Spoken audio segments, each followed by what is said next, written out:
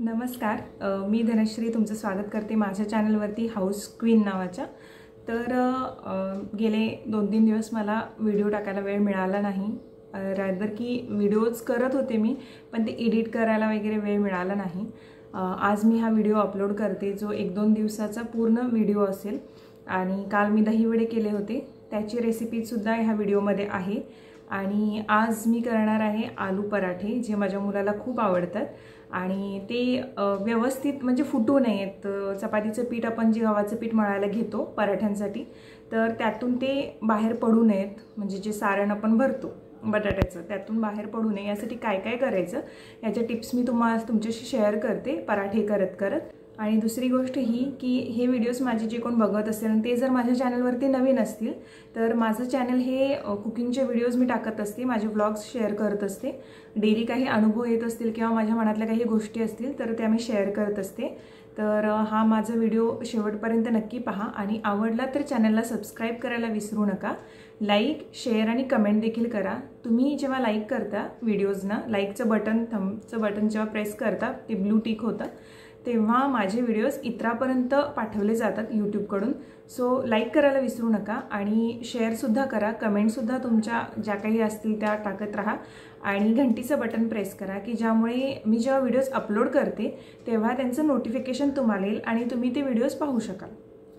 Video सुरू करण्यापूर्वी मला एक गोष्ट सांगावीशी वाटते की काल अचानक मी जेव्हा हॉटस्टारवरती महाभारत ही सिरियल पाहत होते तेव्हा मला एक गोष्ट आठवली की 2 वर्षापूर्वी आम्ही एका नातेवाईकांकडे जात होतो, मी, माझे मिस्टर आणि माझा मुलगा। तेव्हा आम्ही एक कॅब बुक केली होती उबरवरून। तर त्याचा जो ड्रायव्हर होता तो मोमेडियन मुसलमान होता आणि 1 तासाचं अंतर होतं आम्ही जाईपर्यंत, तिथे आम्हाला जिथं जायचं होतं तिथे। आणि तो 1 तासामध्ये असंच आपलं बोलणं स्टार्ट होतं ना नेहमी की ड्रायव्हर वगैरे असेल तर काय करणार 1 तासात। मग माझे मिस्टर आणि ते बोलत होते, तर तो आपल्या कुराण म्हणजे त्यांचा जो धर्मग्रंथ असतो त्या कुराणविषयी त्याला इतकी माहिती होती, तो पूर्ण 1 तास आम्हाला म्हणजे यांच्याशी बोलताना तो सांगत होता की असं असतं, हे असं आहे, असं सांगितलेलं असं आहे। आम्हाला त्यावेळी कुठेतरी वाटलं की ह्या लोकांना त्यांचा धर्मग्रंथ किती माहीत आहे आणि आपल्याला आपले जे धर्मग्रंथ आहेत, जे रामायण असू देत किंवा महाभारत असू देत, आपल्याला इतकी अशी माहिती आहे का? कारण आपण सिरियल्समध्ये पाहिले की रामायण महाभारत, पण नेमकं काय अर्थ आहे, काय आहे? प्रत्येक वेळी असं म्हटलं जातं की एका स्त्रीमुळे महाभारत घडलं, एका स्त्रीमुळे रामायण घडलं। नक्की काय त्याच्यामागे उद्देश होता किंवा काय गोष्टी घडल्या त्या की ज्याच्यामुळे हे सगळं घडून आलं, तर आपल्याला एवढी माहिती नसते। ढोबळ मनाने जी वरवरची माहिती आहे ती आपल्या सगळ्यांना माहिती आहे, पण डिटेलमध्ये काय घडलेलं आहे, का तशा गोष्टी घडत गेल्या हे आपल्याला काहीही माहीत नाही। म्हणून मी म्हटलं की बघू, कारण आपल्याला घरात आता वेळ मिळतो, मी ही व्हिडिओज करते किंवा कुकिंगचे व्हिडिओज व्लॉग शेअर करते आणि थोडासा जो वेळ मिळतो त्यातून म्हटलं की हे करूया। कारण जर श्रीमद भगवद्गीता आपण वाचायला गेलो तर ते इतकं आपल्याला डोक्यात जाणार नाही, कारण त्यासाठी आपलं मन एकाग्र पाहिजे। आणि श्रीमद भगवद्गीता ज्याला समजली त्याला आयुष्यातल्या सगळ्या अडचणी कशा फेस करायच्या ह्या समजल्या। तर मग मी महाभारत ही सिरियल बघायला स्टार्ट केली आणि इतकी ॲडिक्टिव्ह झाले त्या सिरियलसाठी की म्हणजे मी स्वतःत बदल जाणवला, कारण मी शॉर्ट टेम्पर्ड आहे आणि मला खूप राग येतो छोट्या छोट्या गोष्टीवरून।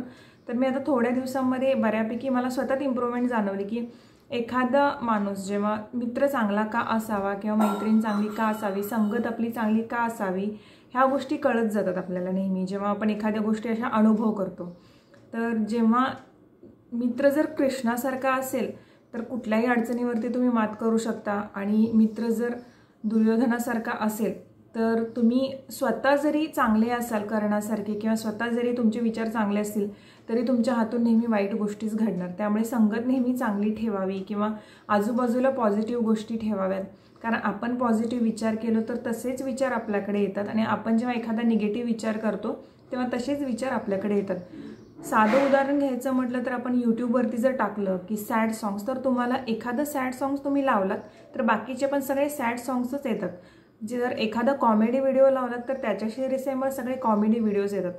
तर मग लाईफ स्पॅन आपलं म्हटलं तर छोटा आहे, म्हटलं तर मोठा आहे। तर मग वाईट गोष्टी किंवा वाईट लोक आजूबाजूला घेऊन जगण्यापेक्षा पॉझिटिव्हिटीने जगलेलं खूप चांगलं असं मला तरी वाटतं। तर आता मी व्हिडिओला सुरुवात करते. कालचा व्हिडिओ जो दही वडा केला होता तो व्हिडिओसुद्धा पुढे आहे आणि आज मी जे करते आलू पराठे त्याचा व्हिडिओसुद्धा पुढे आहे. तुम्ही व्हिडिओ शेवटपर्यंत नक्की पहा. आवडला तर प्लीज चॅनलला सबस्क्राईब करायला विसरू नका. मी ही 1/2 किलो उडीद डाळ बरोबर 6 तास अशी भिजवून घेतले. आता फक्त जेवढं मी भिजवताना पाणी टाकलं होतं म्हणजे उडीद डाळ जर एवढी असेल तर त्याच्या एवढं पाणी टाकलं होतं भिजवताना 1 इंचवरती. तर एवढं आहे हे आता. तर ह्या पाण्यासकटच मी आता मिक्सरला बारीक वाटून घेणार आहे डाळ. जास्त पाणी ॲड करणार नाही आहे. मिक्सरला वाटून घेते आता मी.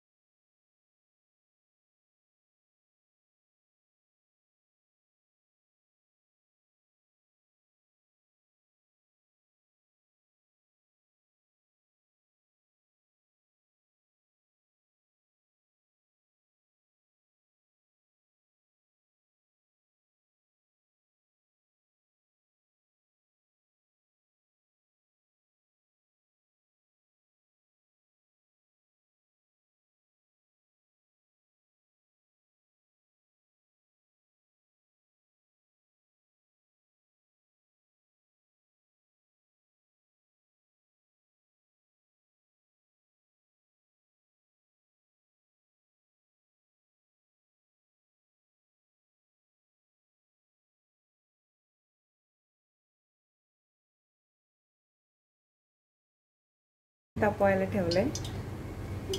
वड्याचं हे बॅटर तयार आहे आणि इथं पाणीसुद्धा गरम करायला ठेवलं आहे. कारण वडे जेव्हा गरम तळून होतील तेव्हा ते पाण्यामध्ये टाकेन मी. गरम पाण्यामध्ये वडे थंड करून म्हणजे ते सोक व्यवस्थित होतील 30 मिनिटासाठी.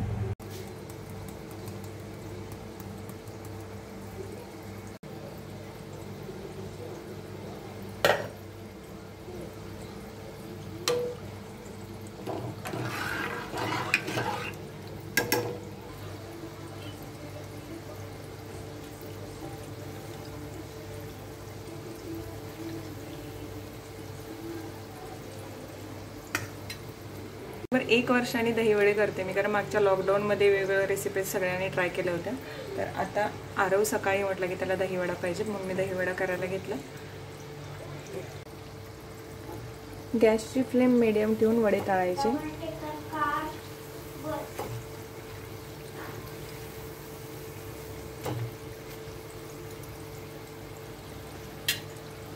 वडे आता मस्त ब्राऊन कलरमध्ये तळून झालेत. आता हे बाहेर काढून घेते मी.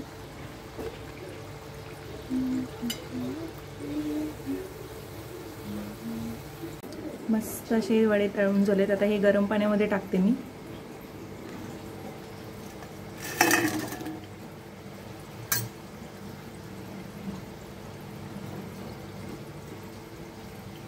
दही घेतलंय 400 ग्रॅम दही आहे. यात साखर टाकायची आणि थोडंसं पाणी मिक्स करून याची स्मूथ अशी कन्सिस्टन्सी करून घ्यायची वड्यासोबत खायला.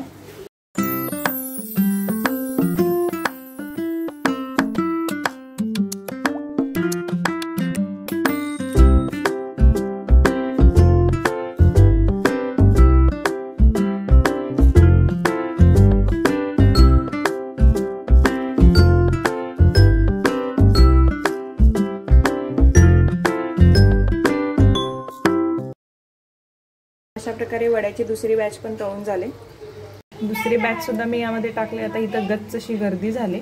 थोडं आहे अजून जागा. तिसरी बॅच पण जाईल याच्यामध्ये. 30 मिनिटं आपल्याला हे पाण्यात असंच ठेवायचं आहे आणि नंतर याचं दही वडा मस्त डेकोरेशन करून खायचं आहे. आता ही तिसरी बॅच तळायला घेतली.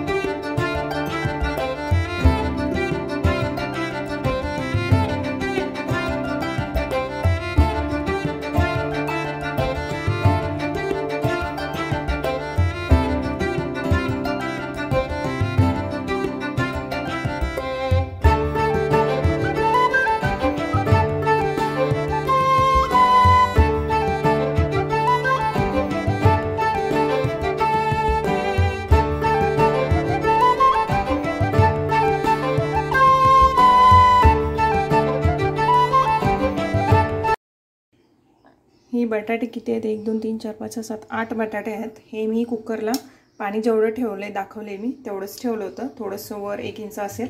तर मी हे बटाटे कुकरला 5 शिटी होईपर्यंत उकडवून घेतलेत.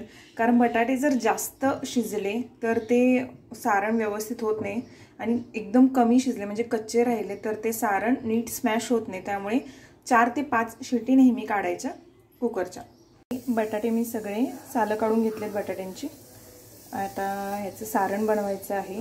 तर यासाठी कोथिंबीर कढीपत्ता लागेल. कोथिंबीर आता माझ्याकडे अवेलेबल नाहीच आहे. आता कढीपत्ता आहे, कढीपत्ता वरती गॅलरीमध्ये कुंडीत लावलेला आहे, तो आणूया.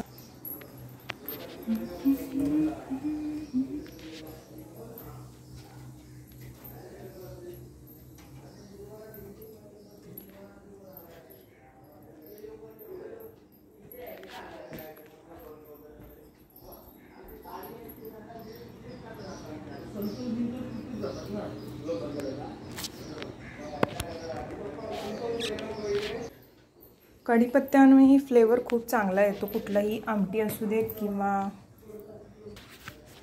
पदार्थ असू देत तर कढीपत्त्याचा जो फ्लेवर असतो तो खूप चांगला येतो. त्यामुळे नेहमी मी कढीपत्ता भाजीमध्ये आमटीमध्ये टाकणं प्रिफर करते.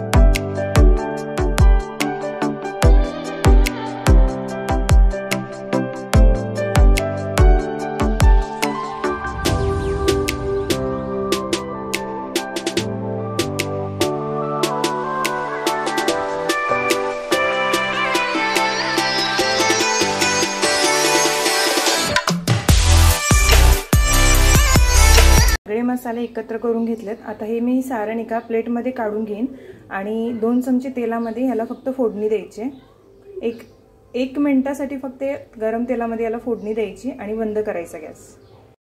प्रत्येकाची पराठे करायची पद्धत वेगवेगळी असू शकते. काही तिखट टाकतात, लाल तिखट, किंवा काही जण मिरची टाकून करतात. पण माझ्या घरी मी आलू पराठे अशाच प्रकारे करते आणि खूप टेस्टी होतात ते. तुम्ही जर कधी केलं तर अशा प्रकारे करून बघा, खूप छान होतात.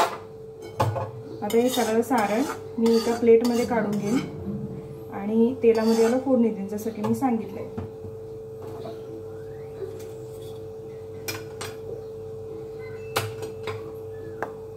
आपल्या किचनमध्ये ना अशा प्रकारचा एक स्पॅच्युला नेहमी ठेवायचा. कारण जेव्हा हे असं जे काही चिकटलेलं असतं आणि आपल्याला काढायचं असतं तेव्हा चमच्याने सहसा निघत नाही. तर मग अशा प्रकारचे जे स्पॅच्युला असतात हे मऊ असे रबरासारखे, ह्यांना असं व्यवस्थित निघू शकतं.